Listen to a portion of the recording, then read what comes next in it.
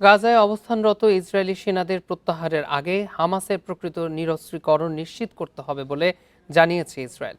Israeli এক জ্যেষ্ঠ কর্মকর্তা বলেছেন, হামাসের সম্পূর্ণ নিরস্ত্রীকরণ না হওয়া পর্যন্ত বর্তমান অবস্থান থেকে সেনা সরানো হবে না। যদিও হামাস জানিয়েছে, ইসরায়েলের পক্ষ থেকে গাজায় সব ধরনের সামরিক অভিযান বন্ধ এবং অঞ্চলটি থেকে সেনা প্রত্যাহারের ওপর তাদের ভারী অস্ত্র সমর্পণের বিষয়টি নির্ভর করবে। এর আগে শুক্রবার মার্কিন প্রেসিডেন্ট ডোনাল্ড ট্রাম্প জানান, তার প্রতিষ্ঠিত বোর্ড অফ পিস সহ গাজার অন্যান্য সশস্ত্র গোষ্ঠীর সম্পূর্ণ নিরস্ত্রীকরণ নিয়ে একটি সমঝোতায় পৌঁছেছে। তিনি জানান, বোর্ড অফ পিসের কাছে অস্ত্র হস্তান্তর করবে হামাস।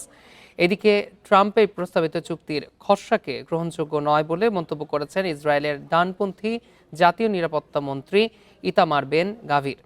এমনকি এ বিষয়ে কোনো মন্তব্য করেননি ইসরায়েলি প্রধানমন্ত্রী বেনিয়ামিন নেতানিয়াহু।